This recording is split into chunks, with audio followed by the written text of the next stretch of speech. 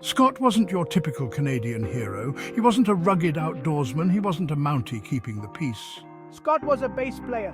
He lived in a small town in the wilds of northern Ontario, a place where the air was crisp, the lakes were plentiful, and the hockey was religion. Scott lived for the simple things, a cold Molson Canadian after a hard day's work, the roar of the crowd at a Toronto Maple Leafs game, and the thumping bass line of his favourite Rush song. He wasn't famous, but he was content. He was a part of the fabric of his community, a familiar face in the local pub and a reliable teammate in his weekly hockey games. Life in the Great White North was predictable, steady, and for Scotty, perfect. Little did he know his world was about to be turned upside down. The sun was setting, casting long shadows over the pristine snow as Scott settled down by the ice fishing hole. He cast his line, the lure of drugs and hookers and weird stuff like maple syrup orgies with Charlie Sheen disappearing into the dark depths, and waited. Hours passed. The silence was broken only by the howling wind and the occasional crack of the ice. Like Canada is all the fucking time. Just when I was about to pack up, my fishing rod bent sharply, the line screaming as something powerful took the bait. He struggled with the unseen creature, his heart pounding in his chest.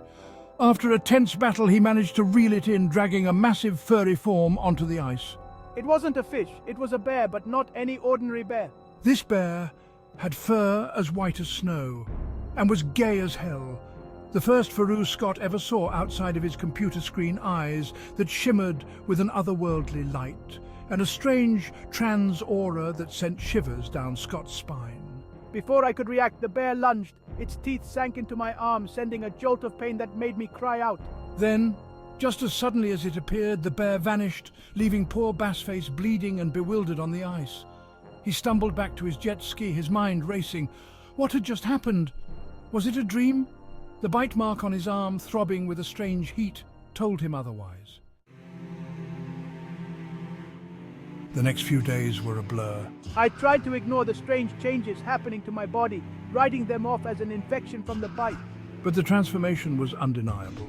His body grew larger, his senses sharpened, and his appetite became insatiable with a particular craving for seal meat.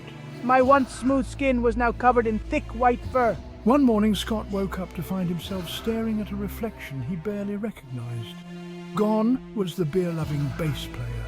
In his place stood a towering figure covered in white fur with sharp claws and a deep rumbling growl that shook the room. He was a polar bear, a spitting image of the creature that had bitten him. Panic set in. How could he explain this? Who would believe him? Scott was a practical and mostly not retarded man, a man of science and Special Olympics, but nothing about this situation was special. I was a bear, and not just any bear, but a bear with an unquenchable thirst for moose piss and an inexplicable ability to understand and speak every language on Earth. His life, once a simple melody of hockey games and bass riffs, had become a cacophony of confusion and weird Canadian stuff you hear about on South Park. The first order of business was finding a place to live. Scott, now more bear than man, couldn't very well stay in his small-town apartment. I needed space, and lots of it. He found himself drawn to the Canadian wilderness, the call of the wild resonating deep within his newly awakened bear instincts. I stumbled upon an abandoned maple syrup plantation in the Yukon, a cozy cabin surrounded by towering pines and pristine snow. It was perfect. He spent his days exploring the vast wilderness, honing his newfound strength and agility. I learned to fish like a bear, catching salmon with my bare paws. He befriended a pack of wolves, their howls a comforting symphony in the stillness of the night. He even built himself a giant ice sculpture of Wayne Gretzky, a testament to his enduring love for hockey. Life was different, strange, and often lonely, but I was adapting.